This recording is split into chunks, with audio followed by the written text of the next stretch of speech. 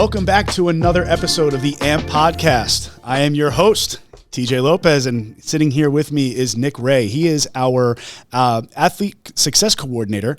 And, Nick's been with us for just about a year and a half now, graduated with a master's in exercise science from Sacred Heart University. And he is, right now, one of our top coaches when it comes to working with our athletes and making sure that our athletes are getting results, that we are proving to them and to ourselves that our program is working and that they're getting results, and, making sure that they're staying accountable to all of the things that we as coaches are asking them and want them to do. So thank you, Nick, for coming on today. And I think we're going to have a cool conversation, talking about your experiences as a coach, what kind of led you to becoming one, and also, your experience here at AMP and, what we've been able to provide, the type of service to our clients, and, hopefully teach some people in the process of what goes on in the day-to-day here at AMP. Yeah, I'm happy to be on the podcast. Absolutely. Got the headphones and everything. Yeah. Look at us.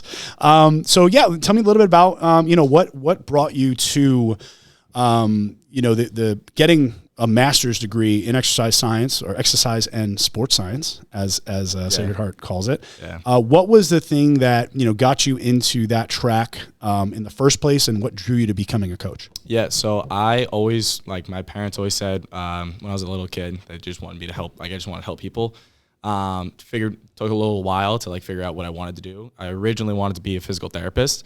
I personally just didn't like the physical therapy setting. I didn't like how everyone kind of sad when they came in. Yes. Everyone's kind of just on the low. Injury. Yeah. Yes, So yes. I kind of just had this epiphany where I'm I don't know if I want to do this anymore. Talked to one of the guy who actually is the director of the master's degree. He pointed me in the right direction of doing sport strength conditioning. And then ever since then, I had, a few different internships, and I absolutely fell in love with it. Fell in love with being a part of a team.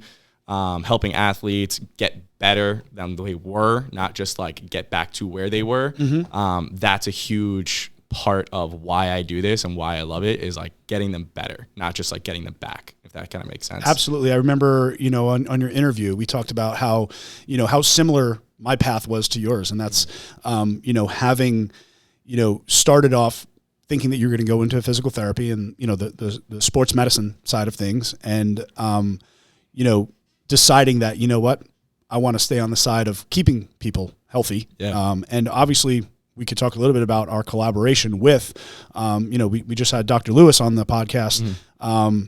And, we work hand in hand with him now with a lot of our clients. And I think that's, there's definite benefit to having the people that are like-minded in that field, so that can help us and, get our clients what they need, specifically need. So, tell me a little bit about, your role as the athlete success coordinator right now with AMP, and, what are some of the main things outside of the coaching aspect that you're focusing on, off the training floor, and, when you're reaching out to our clients, through the everyday setting? Yeah. I mean, first comes first, it's always going to be coaching. That's the number one priority.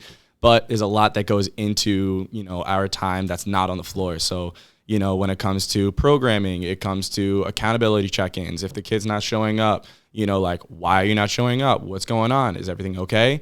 Constantly making sure that they are getting better. That's our job, making sure that we're keeping track of their data points, their metrics and everything like that is super important to make sure that they are getting better and they're going to be able to take that and perform back on the field. Absolutely. I mean, the first step is showing up, right? We look at their visits, we look at, how often they should be training, and are they checking that box? And then also, what are some of the things that we're tracking, in the gym, outside of the gym, when it comes to their performance? Yeah. So, when it comes to performance, we'll take a look at that. We use TrainHeroic, which they're awesome. So we use TrainHeroic to, check their weights, make sure they're doing the weights. We check volume, intensity, everything like that. And then we also have our combines. So we'll take, we'll just even start before that. We have our initial eval where we take all of their data points. Their day ones, we take their combine numbers to see what they are in day one. And then we're continuously checking that. Our combines are about every 2 months. So, making sure that they are getting better. So we'll be checking 10-yard fly, 5-10-5, vertical jump, broad jump, single leg stuff, med ball chest pass to get an upper body power in, but like, making sure that those numbers are getting better, and because the best way that we kind of explain it to the kids and as well as the adults is, it's awesome if you're getting stronger, but if your combine numbers, you're not getting faster, you're not getting more powerful, we got to change something, Right. So it's like, that's the most important part. It could be awesome that you're showing up every single day, your weights are going up, but if you're not getting faster, which is one of the first things that they ever want to say, I want to get stronger, faster, and more powerful. Cool. You're getting stronger, but we're missing the other two. So now Right. we got to make sure that we are hitting those other two. So that's why the data metrics are so important. Absolutely. Yeah. If what you measure, you can manage, right? And Yeah. if you're not getting those measurements, I think there's a lot of gyms out there that don't assess, and I think that that's one thing that we've always prided ourselves on, is having that consistent assessment and that consistent measuring going on year round, right? And making sure that, not only are they consistently working out, but the workouts are actually working and transitioning to the field, increased vertical, increased speed. We have the InBody scale that will assess body composition. Are they gaining muscle? If the weight on the bar is going up, the odds are they're gaining muscle, but then we need to prove it. Right? Yeah. We always said something in school where it was like, if you're not testing, you're not, or you're just guessing. So Absolutely. It's like, Absolutely. And that it's another way for us to kind of set up these milestones, and, that might open up some conversations, and sometimes they're not so easy. Right. So tell me a little bit about some of those conversations you've had with some of our athletes that, maybe they're not necessarily going in the direction they want to, or maybe they're being a little impatient with the process. What are some of the things that you're able to kind of uncover in those meetings? Yeah. So, one athlete sixed out. Do you want me to say the names or not really? You can use first name. Okay. So we had Ava. Oh, sorry. I could hear the tapping, so I know that's okay. So we had Ava. Ava was, she kind of hit not a plateau, but she wasn't getting what she needed out of it. So it's having those hard conversations where we sat down for a while, we sat down for 30, 40 minutes and we just talked. We didn't even talk about for most of the conversation wasn't even strength and conditioning. It was just life, because it's so important to make sure that they're mentally good, and before they're physically, able to lift. So getting all of that out is able to make us better coaches, so that, when she comes in, it's like, how are you feeling? I'm not feeling that great today. Okay, now we know we can do certain stuff and do different stuff. And then, for other athletes, it's a lot about nutrition. So we'll have an InBody scan. We didn't like it, how it went. They didn't go the direction that we would have liked it to gone. So it's, we'll have them do a food log. We'll give them a lot of nutrition tips. Okay, I want you to kind of do this food log for the next 7 days. We'll go over it in 7 days. They bring it back in. We kind of circle what we like. We kind of X out what we don't like. And again, these are high school kids. I'm not asking for a perfect diet. Right. I know that's not, it's not going to be perfect. So it's let's make the better choices. I'm not asking for the best choices. I'm asking for the better choices. Right. So just eating more protein, making sure you are getting enough calories in. Kids are skipping meals because, I'm going to go on a rant for a second, high schools aren't allowing lunches anymore. Right. Which is absolutely ridiculous. But hey, there's a way that we can try to figure it out. Or snacks, I guess. They can't bring snacks to school. No, they can't have lunch. There's no lunches. Really? Yes. If you're a high academic student, you have to kind of go through. You work through lunch. You work through lunch. Yeah. So it's now, all right, let's try to get a protein shake in between periods, or, something along those lines where you're still getting calories in, you're still getting food in, to make sure you're able to hit your goals. Yeah, I think that there's sometimes, the lifestyle factors that are out of their control that we can do our best to help as much as possible. But yeah, I mean, the different, ways that obviously nutrition plays a huge role in supporting their goals. I think, just the awareness, creating awareness around, just having them fill out that log. Are they going to want to continually fill out McDonald's Happy Meal for lunch, or, whatever they might eat when they get home, a granola bar for breakfast, or, a piece of fruit, or they're going to start to realize, you know what, Coach Nick probably wants me to have maybe a Greek yogurt and maybe a protein shake, or maybe, a whole banana instead of like one bite. And, it's those little habits that sometimes just having a little bit of, healthy friction with those decisions. Mm-hmm. And, most of the time people go through life not realizing what they're doing wrong, because they never measured it. They usually under eating. Mm-hmm. I would say a lot of our athletes are under eating. Mm-hmm. And having a coach that's why we're here. This is what we do. We help, guide the process. We're here to remind you of what you already know a lot of the times. Mm-hmm. They probably know that just like, a granola bar for breakfast is not it, and you just have to ask, like, okay, how do you feel about that decision? It's like, yeah, I know I should probably, have more than just like a buttered bagel. Yeah, exactly. So, I think that's, part of the process is a learning process, right? And a lot of the times they need to hear it from someone else other than mom and dad, because mom and dad, their voices have become, just white noise in the background. But yeah, tell me a little bit about some of the athletes that have seen the results and, that have committed to the process. And, what are those meetings like after, you sit down and kind of celebrate a little bit? They're awesome. Yeah. I would say like when, we hit a PR or we have, a really good InBody scan, or even if like we had a few kids in their last combine, break some combine records. And mm-hmm. It's like, we had everybody clap, everyone's excited. Like that's awesome. I would say I get almost just excited as the athletes, because it's like we're a part of this journey with you, like Absolutely. We put in the hours of programming, and it's like you're putting the hours in doing the actual exercises, but like we're here in every single step of the way. So like me, Coach Brandon, we have Coach Alex now, Coach John, Hannah and Jess is always, helping us out as well. We're just so excited to see a great scan, a PR. And yeah, I get almost excited as the other athletes. Absolutely. And that's the thing. They're not going to get there without putting in the work, right? Yeah. And, that's the thing. Sometimes we get like afterward, like, thank you so much. It's like, don't thank me. Like, you're the one that did the work, right?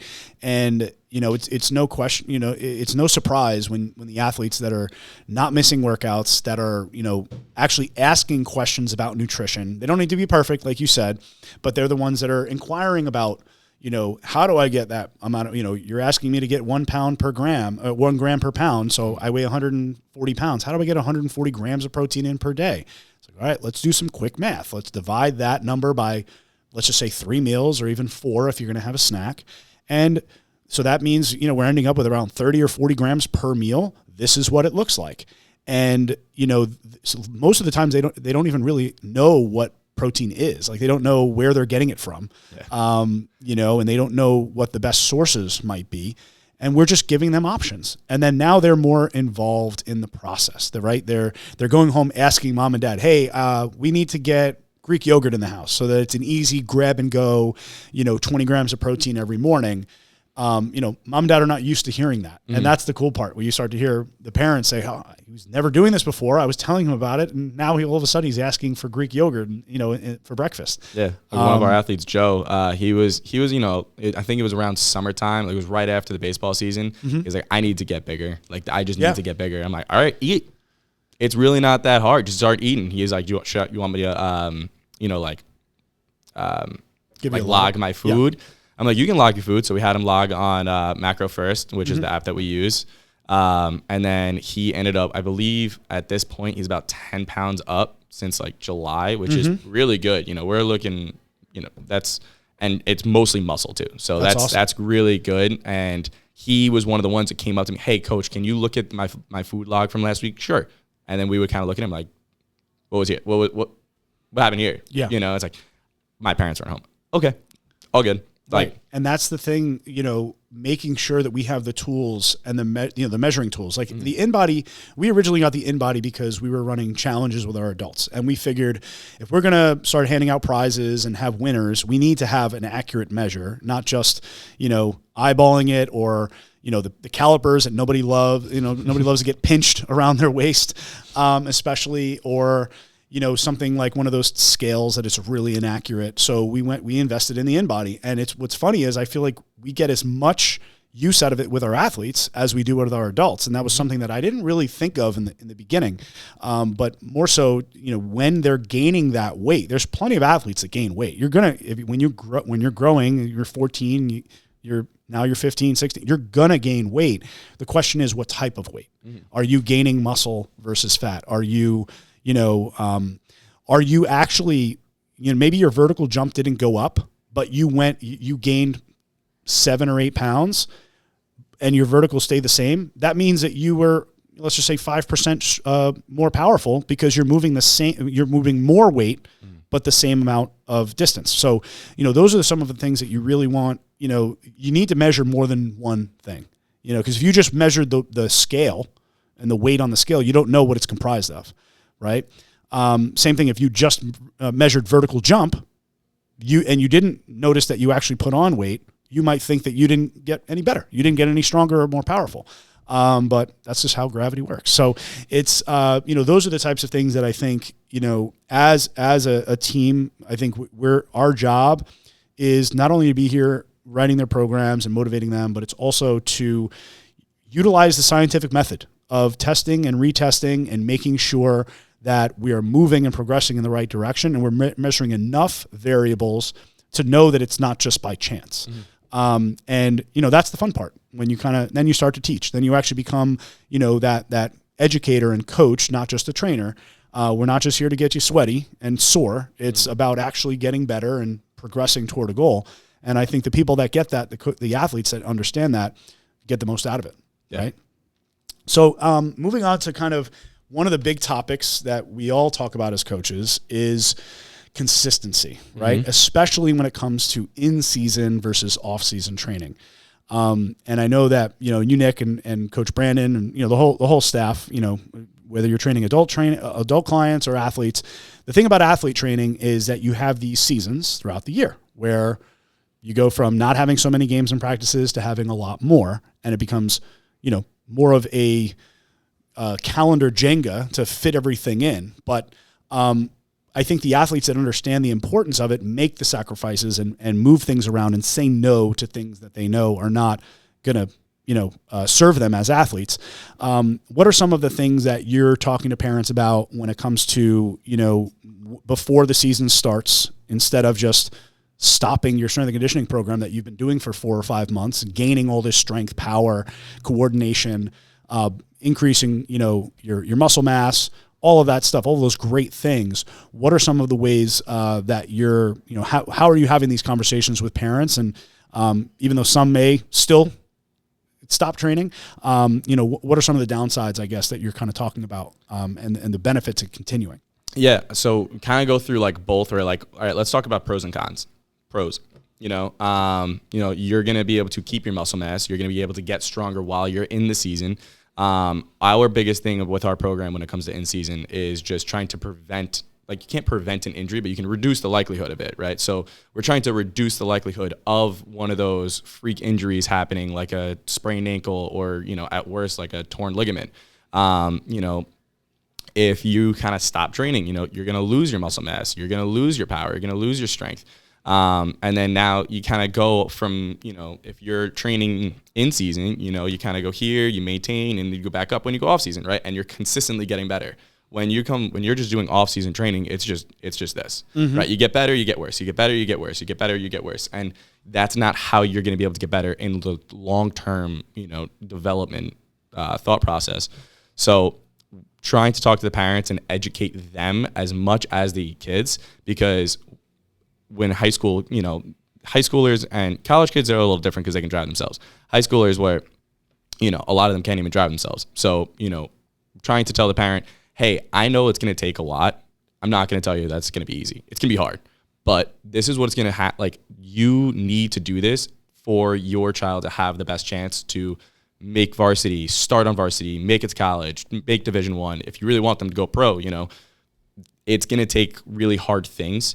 Sacrifice, for not only for the kid, for the parent, everyone's investing their time, their money, their effort.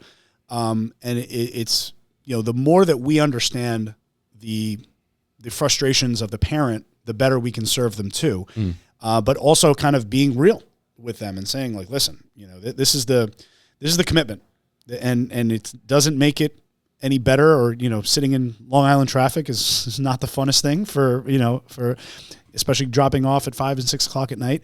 But those are the types of things that the athlete really needs to to become the best version of themselves, to optimize their performance. It doesn't happen 3 months out of the year. Yeah. Right. 3 months out of the year, we'll maybe set a foundation. Mm-hmm. And that is, we talk about that even, about when we're programming. We can't really get too advanced outside of, if we're only creating a foundation and then we break that foundation down over the next 3 months in season, when they come back to us, we have to rebuild the foundation, right? So we have to rebuild the first floor before we can put the 10th floor on it. Yeah. So those are the types of things that, that the more we educate, the more parents understand that we're not here to just tell you that you have to come here all the time, every day. We can obviously still accomplish a lot, even with once a week, right?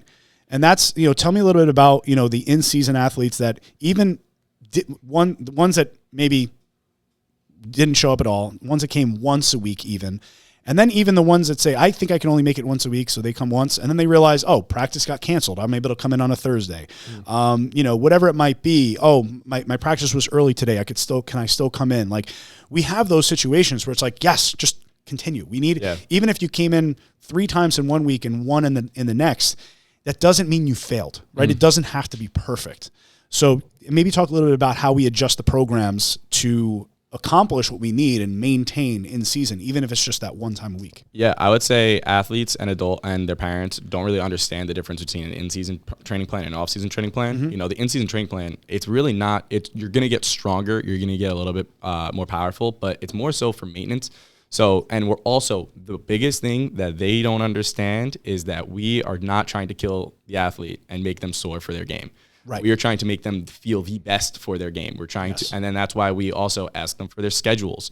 When do you have your big game? When are you supposed to peak out? When is the really big tournament or the really big game, really big meet? Because we have a lot of track athletes. So having them give us their schedule so that we can actually program just like how they do in the college and the pros. It's not just like going willy-nilly. They have a full program that's when are you supposed to come in. So, making sure that their volume, which is their sets and reps, are decreased heavily. Making sure they're moving the weight fast. And that's why we use the OVR velocity-based training. But in terms of like just how many times you should come in a week, we usually recommend about 3 to 4 times a week during the off season. And I've had athletes say, I want to come in 3 to 4 times a week in the in season. And we just say, no, you don't really need that. Right. You're gonna burn out. And I don't want you to burn out. Let's find that balance. So let's try to come in once or twice a week. If you can come in 3 times a week for once, sure, you can come in for 3. We'll do like a recovery session on that 3rd day. If you don't feel the best, if you feel really good, we'll get after it. Right. But our biggest thing is trying to make sure that they do feel good. Like Liana, one of our athletes, Liana, she came in, stronger, faster. She was her run was the 5K. She continuously came in she started in the summer. She came in through the entire fall when she was doing cross country, and she ended up being an all-state athlete. So that really made us proud, and we were so proud of her. And she had no idea that was even a possibility. She actually said to Coach Brandon, I'm really glad that I'm here because you guys made me an athlete. That was one of the best compliments I've ever heard. That's awesome. And it's really important to just like, and I even talk to the parents because I'm like, thank you for investing in us. Like you guys are investing your time and, of course money, but like you're investing your time in us and you trust us. Like that's the biggest thing, like having the athletes and as well as their parents trust us and know that we're going to help their athlete become the best person, not just athlete, but person of all, like overall. Absolutely. So she came in like once or twice a week. We peaked her for her all-state meets and she did amazing. She almost PR'd in every single race that she ran. Like she just continuously got better, which is mind-boggling. But she's just one of the many athletes that, who got better over the season and felt stronger when everyone else felt like crap. And they were able to produce and perform on the field better than everybody else just because they felt better. And like, that's the biggest thing. So important. I think, especially as a coach, being able to be that sounding board on, like you said, you're not going to be able to come 5 times a week. We don't even want you to come 5 times a week, 4 times a week. We need to understand the idea of fatigue, right? When you're competing, you're fatiguing certain aspects, right? Your speed, your power, maybe the longer the season goes, the more wear and tear you have on your joints. So we don't want to do the same exact type of training because we're already fatiguing those aspects of your body, later in the season. Like you said before, when do you want to peak? Do you want to peak in the first week of the season, or do you want to peak in the playoffs? Mm-hmm. Yeah, I want to peak. I want to see you peaking in the playoffs when everyone else is fatiguing and getting hurt and beating up their body. Maybe their skills are getting a little bit better, but their bodies are getting worse, and that is not a great recipe for performance. We want, like you said, at least maintenance. But I've even seen athletes that have been faster and stronger at the end of seasons because they stick with it, and because our program changes. Right, in off season, in the off season, they might be strength training for an hour and 20 minutes, right? Their session might be about an hour, and maybe it's not all strength training, but hour and 20 minutes of workout. In season, it might be 45 minutes. It might be a 15-minute warm-up, 15 minutes of plyometric and power and strength, and a little bit of, band exercises and rehab type exercises to keep their bodies feeling fresh, and some mobility at the end. So even the amount of time that you're spending, the amount of rest that your body truly needs, but you don't just want to, rest is not just like laying down and being passive, right? You want active rest. Active recovery is really important. And just that, we've seen so many athletes let us know, they might be feeling like they're in a slump, in baseball specifically. We've had a few athletes that fell off in their training, weren't able to get in, and then they call us up like, listen, I haven't hit a home run in like 3 weeks. I felt great in the beginning of the season. Now all of a sudden, my power's gone down. All right, come on in. Just free of charge, come on in. We'll show you what an in-season program looks like. Mm-hmm. Put them through some band exercises, some plyometric, some power and speed, speeding up their body, maybe some med balls, maybe some plyometric bounds and jumps.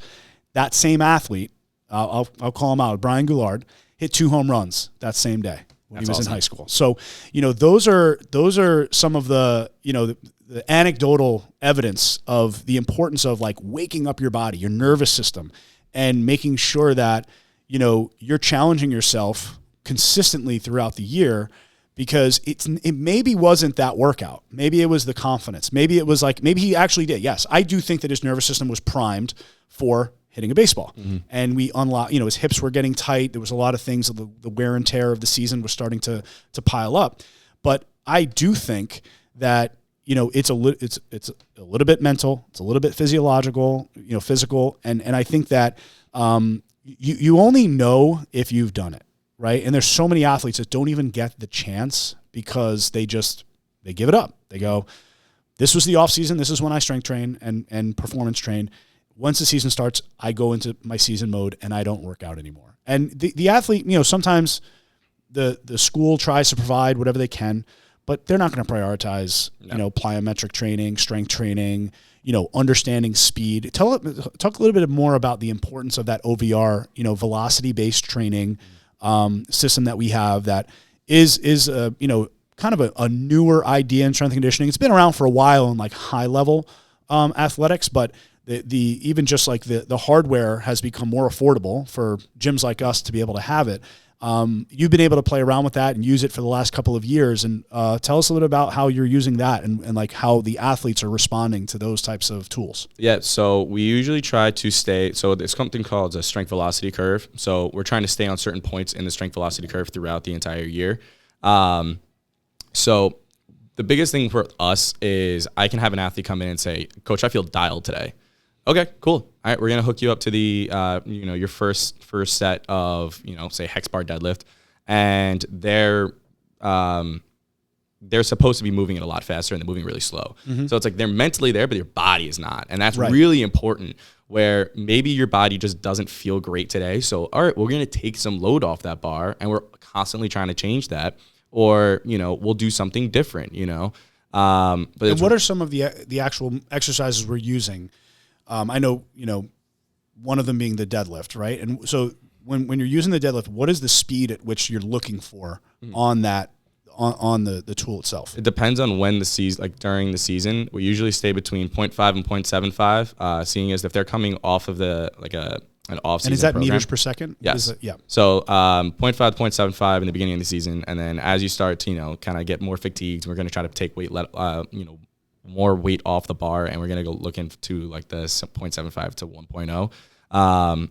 And there are going to be some days where it's like a go day where you're going to go a little bit heavier, but then the light days, we're going to take some weight off the bar. We're trying to get faster. Right. But and for them, I almost tell them not even worry about the number. That the number's for me. I just want you to move fast. Right. And if I'm telling them go Whatever faster, fast go feels faster, like. go faster, go fast, I'm constantly like keep going. And that's the biggest thing is that we're getting more effort out of them. So when their kids come in, and they're just trying to kind of go through the motions where it's like, you don't need to max out today. I just need 4 reps of your best effort for maybe 3 rounds. That's it. Right. They're like, that's it. That's it. Yeah. And then we'll do some of the other stuff. Because we'll do more prehab exercise. We don't want to fatigue in season. Exactly. So it's, we're trying to educate them where it's like, we're not going to kill you today. We're just going to, You should feel just as good, if not better, after the set. You shouldn't feel crushed. And I think a lot of athletes don't realize that. The difference between off-season, you might feel a little crushed at times when you're not competing. That's okay. Your body has plenty of time to recover neurologically. But in season, if you're crushing yourself in the gym, that's the opposite of what we're looking for. You shouldn't be limited when you step on the field. Yeah. Right? And if you're doing really slow eccentric movements, which is like the negative portion, what can that do to you? That's going to kill you. Right. It's going to make you so sore. We have a hockey athlete coming in. He's like, my strength coach who's for my team is telling me I should be doing 5-second eccentrics. I'm like, you're in the middle of the season right now. You're not going there anymore. No. We're going to do some activation stuff. Right. So it's nice that we actually have some trust in that parent as well, where it's like, okay, we're going to pull him from that, and you guys are just going to do it here. Right. So we see that so many times, just the mismanagement of programming and time of year, and just the strong-headed nature of a strength coach saying, it doesn't matter, he just needs to get strong. And it's like, no, that's not really how it works. The performance is important, and the competition is important.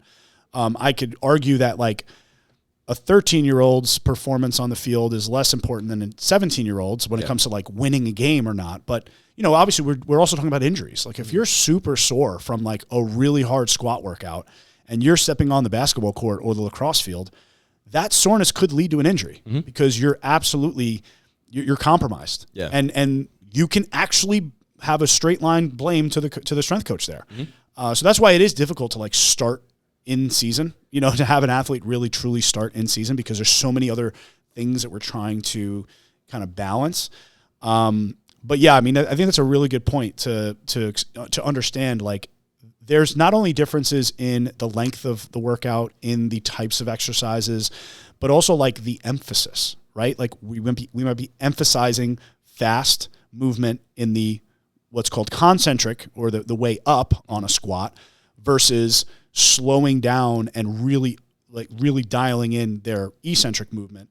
Things like a box jump has not a lot of concentric, the box jump is purely concentric. You're just jumping and you're landing. You're not actually landing from the box. Yeah. And that eccentric landing is what creates that fatigue and the soreness, right? So I know that, different exercises like a sled push. A sled push is mostly concentric movement because you're pushing, you're not really absorbing the ground. But if you were to do sprints and then followed by a breakdown, that's a lot of eccentric stress. So that's obviously, we want to keep that fresh for the game itself. But I think that those are some of the mistakes, I guess, when you're talking about in-season versus off-season. You can obviously, sometimes you might be better off doing nothing than doing the wrong thing. Yeah. Right. And I think a lot of the times when the teams are trying to do it themselves, all they know about is working hard. Right. So that hard work can actually lead to injury and setting up their athletes and their teams for poor performance, worse performance than actually what they're trying to do is like keep them strong. Yeah. Right. Anything more to add to that one? I would just say, if you are an athlete and you are at a random gym, or if you're a high school athlete and you're just working out at the high school gym, or if you're, working out with your team, just make sure your coach is like certified in what they're doing, because they might be an amazing sport coach, but they might not have a clue when it comes to physiology and programming and what you're supposed to do off season versus in season. So like, ask questions. And if you feel like your body is getting beat up and it's getting further and further in the season and you just constantly feel fatigued and you're tired and you're stressed out, maybe you guys, not maybe, you do have to switch something up because you don't want to just feel like that consistently. So that's when, reach out to us and make sure that, you're on the right track. Yeah, I think we see that, weight gain in season.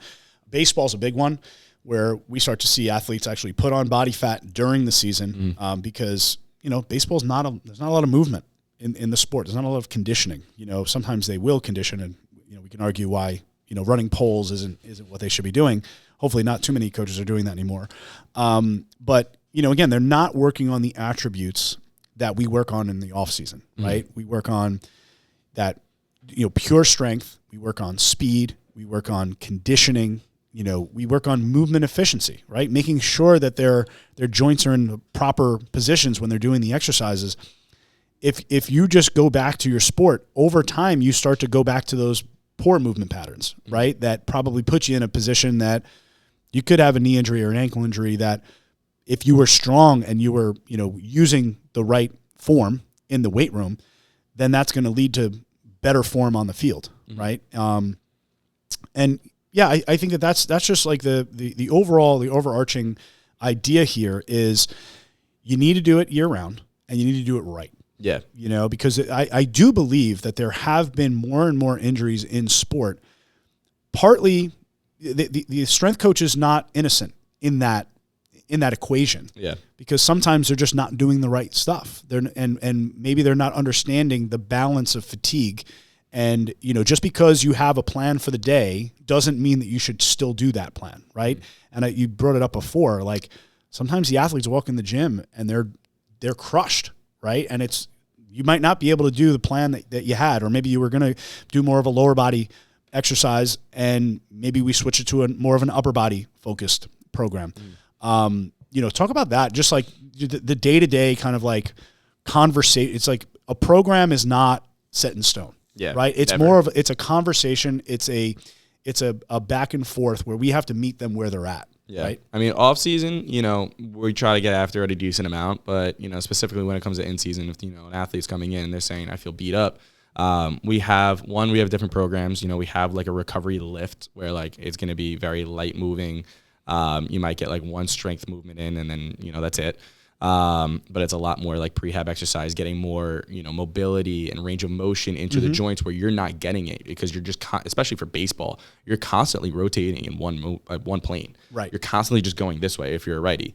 So making sure that, you are getting back your mobility going back to your right, so like that's super, super important. And then I would say just constantly having conversations with the athletes, just asking them how they're feeling is so important. A lot of people, especially it's harder when you do in a team atmosphere because especially if, if you're playing football, you got, especially in a college setting, you got 60 guys in there, at one time, right? Just offenses in there. So it's like, how am I going to know if this DB is feeling good or not? Because if he doesn't want to be soft, right? You don't want to be soft. You don't want to say that, no, my body feels like crap right now. I don't think I can do this. Or like at least at the level that you want me to. So it's really good to be in the private setting where, I can ask every single athlete that comes in here, how are you feeling today? And they can be honest with me because they have that trust, that I'm not going to, if they say, I don't feel good, I'm going to be like, well, too bad. It's like, all right, let's go a little bit deeper. Why don't you feel good? What did you do today? What did you do yesterday? How did you play?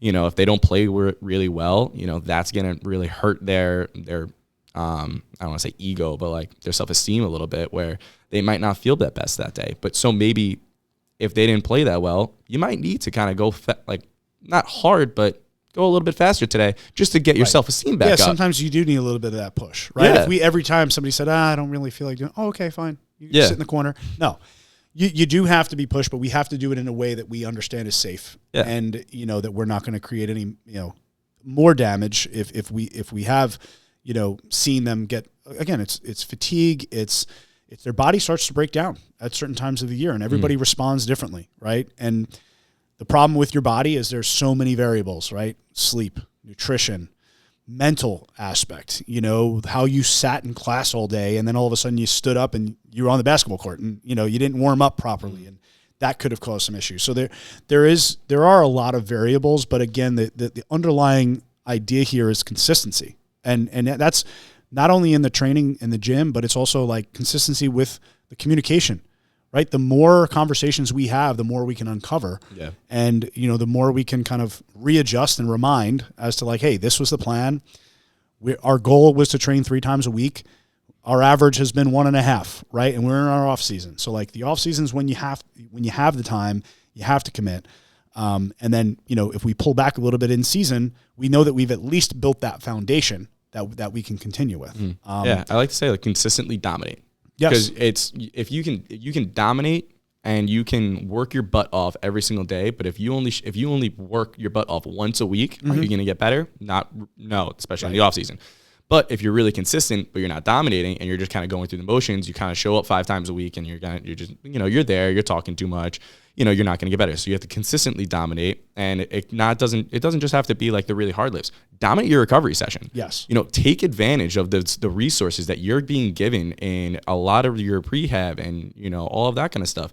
Dominate those sessions, because those are just as important as the heavy lifts. And when you're doing Olympic lifts and all of that kind of stuff, it's just important.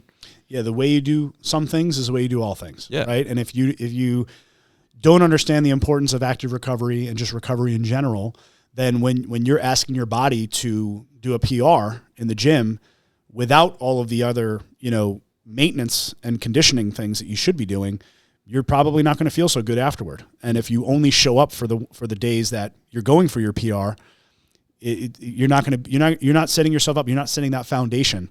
And again, it's about focus, right? Be where you are, right? Mm-hmm. You're here at the gym. Let's make the most of it. Let's make sure that, you go home today better, whether it's more flexible, more durable, better recovered, or stronger and more powerful, but again, it really just takes that, day in and day out focus and consistency. And the coaches, our job, is to hold you accountable to the goals that you had set for yourself. And the reason why you're here in front of us, again, we're here as sounding boards, as, support to that system, but also as motivators and as educators to know what you should be doing and doing it the right way. Let's kind of wrap things up by saying, what are some of the things that parents should understand about the process and about, long-term athletic development? Like, what are some of the things that, I guess like commonly are misunderstood? And if you could just kind of wave a magic wand and all parents understood this one thing, not to put too much pressure on you, what is that? And what are the things that you think are the, kind of like the low-hanging fruit that would get them the most out of it? Yeah, I mean, again, just be consistent, in the off season, in the in season, when, times are tough, like just be consistent. But also listen to what your kids are saying. That's the biggest part. Like, you are the biggest you're the most important person in your child's life. Mm-hmm. Listen to what they're saying. Right. And sometimes your kids are wrong. But listen to what they're saying. If they feel not great, make sure that you're looking at all facets of their life to see what's going on, because it might not just be your strengths. Because I feel like everybody kind of just like, oh, they don't feel good, we're going to take the workouts out. Well, your child's been playing for 18 months straight. Right. They want to blame. Maybe they shouldn't be doing that. The strength guy. Yeah. So, I mean, the MLB just actually put in, it's like a no scouting period for high schoolers and college kids. I know it's a little bit longer for high schoolers and college kids, where scouts are not allowed to look at MLB and college kids at all. It's a freeze period.